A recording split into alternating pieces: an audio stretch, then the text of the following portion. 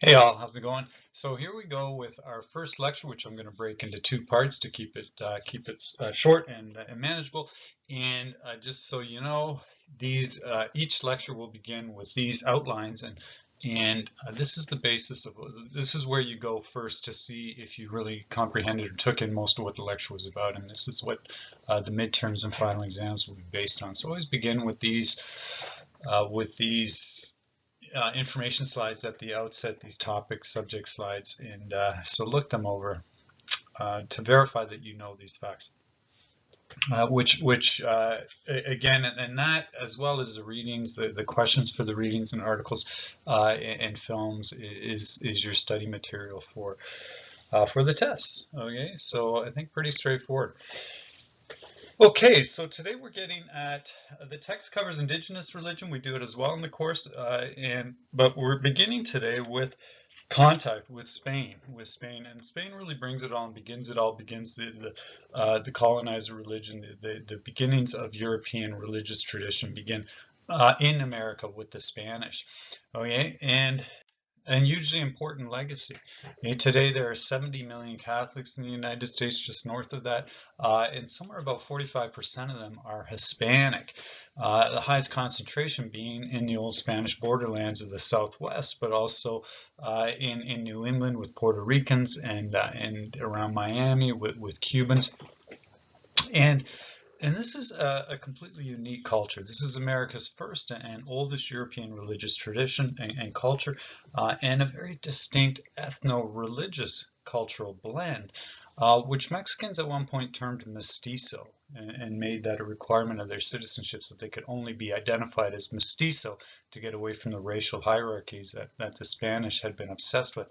But that unique mestizo culture is a big part of America. It's the oldest religious tradition that came in European religious tradition in America, and symbolized by the Virgin of Guadalupe, an important symbol of this ethno-religious cultural blend. Okay, so that's where we're going today, and we're beginning then with Spain, obviously. Before we go there, before we talk about Spain, just from the outset, know that the history of the world, basically from a religious perspective, and which is what it was. History was primarily about religion. This is how Europeans identified others, not by race, not by race. Racism actually is a modern disease, which is fascinating, but they identified each other by their faith. Right? You were either the Christian or Muslim infidel, right? And Muslim, same thing, right? You're either Muslim, you're either in the Muslim, or you're dhimmi status, where you're Christian, people of the book, or infidel, right? Okay, so Europeans, that was religion was the primary identifier for most history, right up until the African slave trade, when race starts to take over, which is an interesting thing. And that begins with the Arab slave trade across the Sahara, and then the Europeans picking up on that and trading into America. And that's where we start seeing racism become or race become more of an identifying factor for Europeans. Okay, so I hadn't even expected to go there, but in any case, oh, this is a great map, and maybe you've seen it before, but it reminds us that the Islamic world was very powerful and controlled the sea routes to Asia for a very long time, right up until well, from 750. By the year 750, they had reached extensive territory, and by the year 1250, sorry, they made it all the way into France. Tours, France was the last was the furthest extension of the Umayyad Caliphate. Okay, and there's the Islamic Imperium at its apex. Now after that, the Muslims are checked at the door in 1583 again in 1683, and they make it almost as far as Vienna in the east. But in any case, what happens in terms of global history is the Islamic Imperium goes into decline as Western Europe and Christendom takes over. And there's a big debate about why this happens, and it's a fascinating one, what McNeill called the European miracle, which we don't call it that anymore. But in any case, this is what is happening. It begins first with the Portuguese, who are sailing around the Moors and heading south and around Africa to Asia, circumventing them that way. And then Vasco da Gama basically bullying his way into this Islamic trading system with his gunboats, and he has cannons, and the Muslims do not, and therefore the Europeans force their way into this trade zone and then dominate it and become fabulously wealthy, and then that builds on itself, and this is the eclipse of the Muslim world. Okay, Spain is next. So Portugal is first in that race for empire and trade and becomes fabulously wealthy from it, and Spain is next. And now Spain, to get in on that trade, because it can't follow the Portuguese route, it heads west in order to go east, and you probably know that story. Okay, so as well here, what you want to see is that other picture shows you the Reconquista, the Reconquista, which is the taking back of Spain over about a 700-year time period in stages, ending in the siege of Granada, the last Muslim stronghold.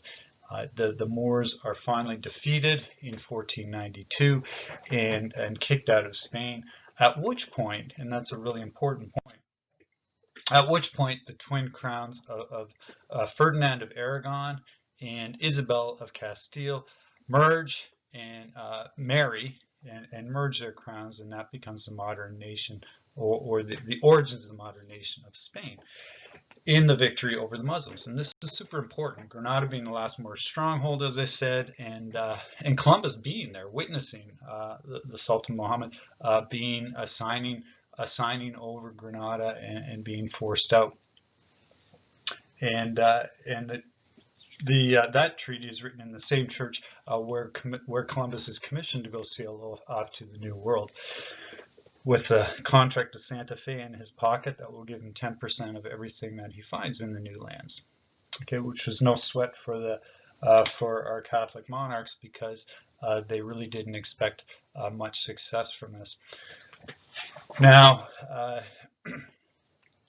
what you want to know is that at this point, religious toleration ends in Spain, and in this victory over the Moors, and they expel all Muslims from Spain at that point, as well as all Jews. Okay, and maybe you know this. And they at that point they also take over southern Italy, and then they set up the Spanish Inquisition. Ferdinand and Isabella, in order to achieve unity in their new nation. So it's a political goal, the Spanish Inquisition, with the assumption that all Europeans have, of course, that you can only have the one true faith to have a solid nation. So the Spanish Inquisition is set up by them. Now, they rule under the authority of the Vatican and are very tight with the papacy, and that's super important.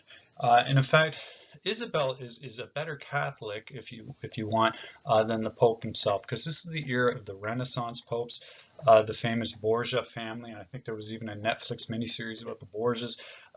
But the Renaissance popes, it's a corrupt secular papacy, and Google Banquet of the Chestnuts, say no more, orgies in the Vatican. We're talking anyway. The Pope has mistresses. He has children. It's largely a secular office at this point. In any case, Isabel is the most ardent Catholic monarch of Europe by far, and she is sincere in her faith, and much more than the Pope is. And so Pope Alex VI commissions the Catholic monarchs as the Lei Re Catholica, the Catholic regents. And in this era, the Spain and the Catholic Church are interchangeable. Okay, and in fact, the monarch of Spain, shortly after this, and the head of the Holy Roman Empire will become one and the same. By 1519, the head of the Holy Roman Empire and the monarch of Spain are one and the same person, and that is Ferdinand and Isabella's grandson, Charles V. Okay, so the Reconquista kept Spain busy. They lost the exploration game, but now that they have finished, have united and have kicked the Moors out of Spain, they get into the trade game and enter Columbus, right, with his crazy idea of going the wrong way to get to where you want to go. Okay, and in truth, Columbus had tried the Portuguese. He'd been turned down at least twice before he approached Isabel with his plan, and she'd had it studied for 4 long years and by a commission, and they reported this idea was insanity. He would surely die at sea. And Columbus was very persistent, though. He's convinced the Atlantic was very short, maybe 1,000 miles between Spain and Indonesia. He's very wrong. But in any case, he's given 3 ships, he's given 90 men, and he goes off with a letter in his pocket from Ferdinand to the Emperor of China, whom he's supposed to meet. And after a hell voyage where his crew thinks they're all going to die, he finds the Caribbean instead, but doesn't know it. And he lands in today's Haiti, Santo Domingo is where where they build their first settlement in today's Dominican Republic. In any case, here he believes he has found a new species, a parahuman, which he's not too sure what to make of. This discovery, by the way, leads directly to the Intercatera, which is by Pope Alexander VI, where he is divvying up the globe between the 2 Catholic nations, Spain and Portugal, to ensure to prevent conflict between the 2. And so Spain has dominion over any land to the west of a line running down the mid-Atlantic, all the way to the other side of the world, and Portugal, everything from the east out to the Indies. And they will conflict over later when the Spanish find the Pacific and sail west through that sea, which is much bigger than anyone had anticipated by about 10,000 miles. But in any case, they'll land in the Philippines, which is actually technically is Portuguese territory, but they will claim it for Philip of Spain, and it will become Spanish. So there is further conflict along this line as there's further treaties that divvy up the world. But in any case, the world is divvied up between the 2 Catholic nations, the strongest nations in Europe at this point. So what matters for our purposes is what the Intercatera says, okay? And the proviso here is conversion of the native people. Okay, so here's the text of the Intercatera, right? And it is in order that in our times the Catholic faith and Christian religion be exalted and be everywhere increased and spread, that the health of souls be cared for, and barbarous nations be overthrown and brought to the faith, right? So it's provisional on the instruction, the conversion of the residents and dwellers in these places. So it's pretty clear that conquest and claim is contingent on conversion. Now, this isn't what's foremost in Columbus's mind or the conquistadors that follow. In fact, it gets a lot worse. Here's what Columbus wrote when he, upon first arriving in the New World. He says, as soon as I arrived in the Indies, on the first island which I found, I took some natives by force. They willingly traded. They were well built with good bodies, hands, and features. And then he right away says, they don't bear arms. With 50 men, we could subjugate them all and make them do whatever we want. All the inhabitants could be taken away to Spain or made slaves on the island. And that's exactly, this is what he first writes when he lands in the first place, which is actually the Bahamas. Okay? So this is exactly what happens. Okay, this is exactly what happens. Columbus and all the conquistadors that follow, conquest is for riches, for fame. And this gets systematized, and that begins with the contract of Santa Fe of Columbus and the Columbus Corporation, basically, which is him and his brothers. But then other conquistadors are following it, and he whets the appetite for both adventure and wealth and fame in the New World. And this is systematized in what's called the encomienda system.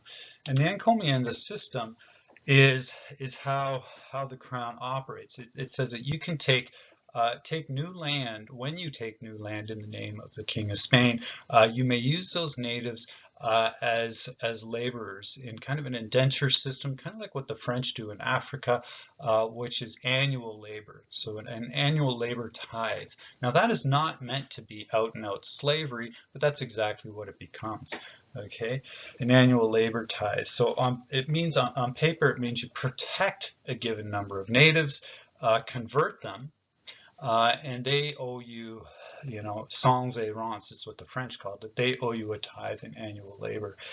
But in practice, it's simply slavery. And that's the thing, is that policy really is developed on the ground in the New World, as opposed to what the pronouncements that come out of European capitals. Okay, beginning here with Spain.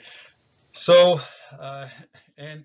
so in practice, it's slavery, and it's brutal as well. So and that begins with Hernando Cortez, who's the most famous, of course. He takes on the Aztecs in the siege of Tenochtitlan in 1519 to 21, and uses other. I mean, the Aztecs had a lot of enemies around them, so he uses other tribes there to in his war against Montezuma. And disease helps a lot because it's his first effort fails, his second one succeeds, because by then smallpox has has come into Tenochtitlan, which is this amazing city in a lake that the conquistadors, his men, thought they were dreaming when they saw it. It was bigger than anything they'd ever seen in Europe. It looked like a mirage, a city floating on a lake with hundreds of thousands of inhabitants, and that today is Mexico City. Okay, and so conquest is what's happening, and in fact, the plunder of the Aztecs was so enormous that it took 6 years of galleons sailing, 6 years of ships sailing to the New World and coming back with all the bullion, the silver and gold, before that was finished. So Spain is becoming very wealthy and becomes instantly becomes the strongest nation in Europe that can do really whatever it wants. But what this does is just fuels the appetite for more among conquistadors. Okay, from here we get Pizarro. I mean, this builds as Pizarro then goes down to South America and takes on the Incas and gets even more. There's even more silver and gold there, but mostly silver. And by now we get these silver mule trains coming up from South America, or sailing up the coast from South America to the Isthmus of Panama, and a mule train across the isthmus, and then ships going to Spain. And this is where the English will come and raid those, like Sir Walter Raleigh will come and because they're vulnerable at that point. So, but Spain becomes fabulously wealthy, and more conquistadors all the time coming to get in on this new El Dorado. And that silver among the Incas, that only builds on itself as well, because it gets worse. Now the Spanish realize, hey, we can. The Incas had silver mines here. This is in the Andes Mountains, right? So this leads to an even bigger plunder, which is silver mines that the Spanish set up in the Central Andes, in Peru and Bolivia, where they are still mining to this day. And that's an even bigger bonanza than the plunder from the ancient indigenous peoples, the Incas and the Aztecs. And those mines then spread into Mexico, and there's always this search. So Western Mexico gets silver mines, and there's always a search for the next El Dorado, the Cibola, the cities of gold, right? And that'll bring conquistadors into today's United States, into the Southwest. Okay, so, but brutal time, and partly what's interesting is that this brutality is kind of a function of what's happened in the Reconquista. So those same conquistadors that were involved, the very same conquistadors, Pizarro and Cortez, that go to the New World, are the same ones that fought the Moors, that fought the Muslims in Spain. Okay, and this is how they see the indigenous people. They see them as the infidel, and they call them that. And in fact, Cortez and Pizarro will call, Cortez begins that. He calls their temples mosques. And when they defeat indigenous tribes, they'll have these or indigenous groups or civilizations. They'll have these reenactments of their victories over the Moors here in the New World. So this is their worldview. Where the infidel, the indigenous in the New World are the infidel Muslim. Very different than what the papacy will come to see, and what the crown will push for, which is where we're going next. Because all of this plunder, this brutality, and the disease. This is not kept quiet. This is coming back to Spain, and it's also hurting them politically. By way of pamphleting is coming out of countries like Europe, where Richard Hakluyt and others are talking about the atrocities that the Spanish are committing in the New World, which is their way of saying we have to get over there and do a better job because what these horrible Catholics are doing to the indigenous people. So that is prima facie not a great thing. But the other thing is there's a legitimate concern about it, and a lot of that is coming from South America itself. Okay, a lot of that is coming from, and specifically the one big name here is Bartolomé de Casas. Before we go there, though, it's even coming by way of the indigenous people themselves, and that's the thing too that we often forget in history, that or as students of history we tend to look over the agency of the indigenous people themselves. And one of the most amazing examples of that is the Codex Kingsborough. And there's a paragraph right there that explains it, but this is a richly illustrated, fairly substantial book that is created by the indigenous people of the former Aztec Empire, specifically commissioned by the governor there, who was an indigenous governor, and had been appointed, and was has launched a lawsuit against the Spanish overlords of this region. And this basically is his evidence of what they have done. So it's a fascinating document that lives in the British Museum today. So pretty incredible. But this kind of thing is getting back to Spain, obviously, very formally, from the indigenous inhabitants. It's also coming from conquistador turned missionary Bartolomé de Casas. So he becomes. De Casas is a former conquistador who becomes committed to the cause of the indigenous people, and he is the biggest name pushing for reform and pushing for change, and successfully so. So he complains about what is happening here, and he sets up a tribunal in Mexico with the Archbishop of Mexico, and they come up with a statement which they present to the Pope on the humanity of the Indian, on the humanity of the indigenous people.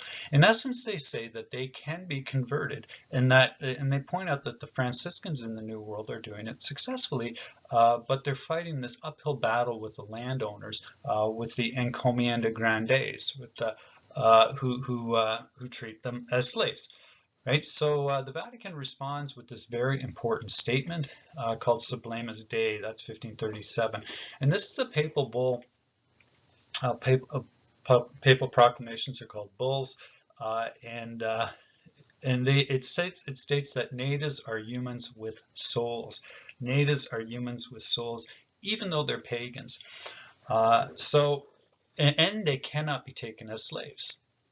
Okay, they cannot be taken as slaves. So this starts a debate over the status of the indigenous, okay, because this seems to go against a previous papal bull from 40 years ago on which the encomienda system was based. And the Inter Caetera also says you're supposed to convert, not enslave, but a papal bull 40 years before that said all pagans could be slaves. Okay, so that's based on an earlier view that because God had not revealed himself to these people, they must not have souls. But now the papacy has come around to a different position, that they do.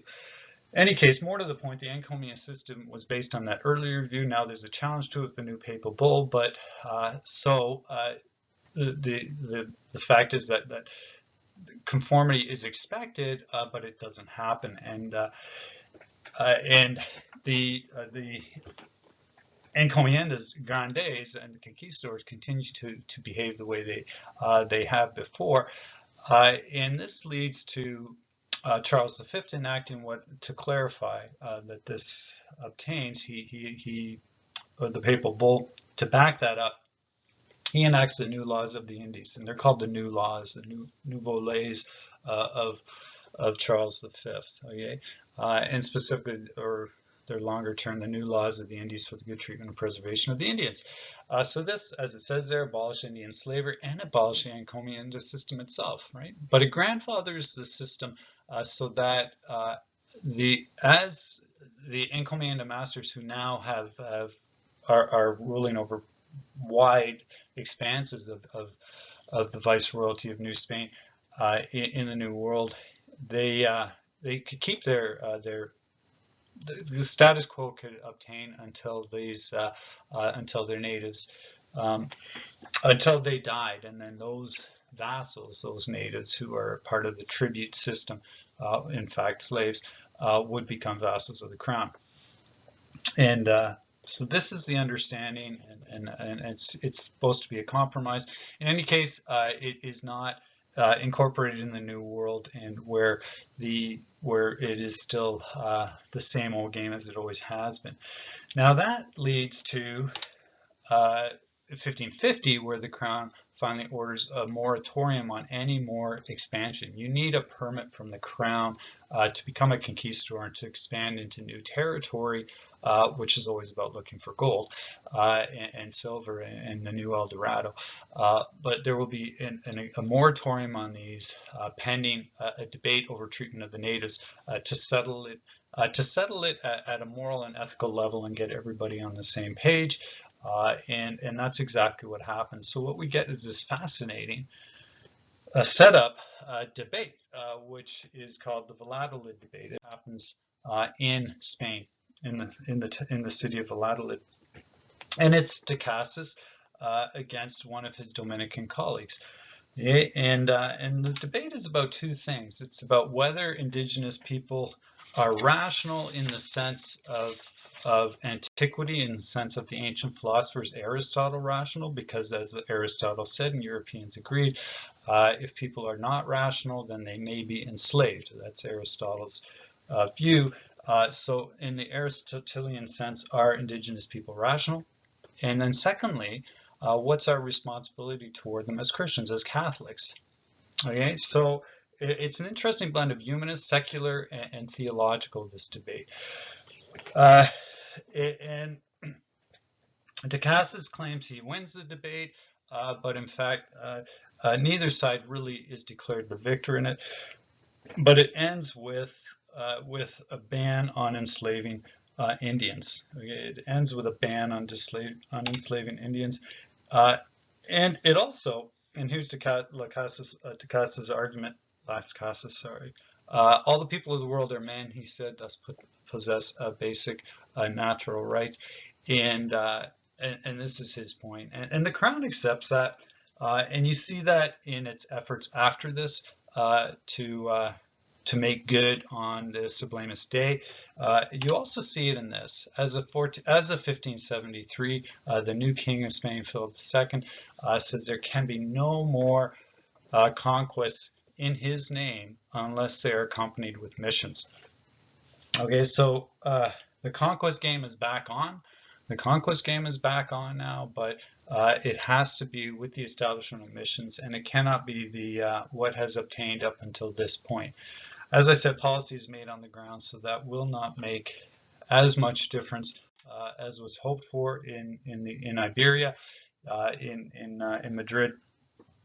And that's our segue, that's our end point for this lecture, and we'll talk about the entradas into the southwest, into the borderland regions, as the explorers, the conquistadors, then picking up on on the law of Philip II are coming into what today is the United States and bringing their missions with them as per the new law. Okay, so thanks for listening. Any questions, let me know. I hope that worked for you, and yeah, stay tuned for part 2 of this lecture for this unit.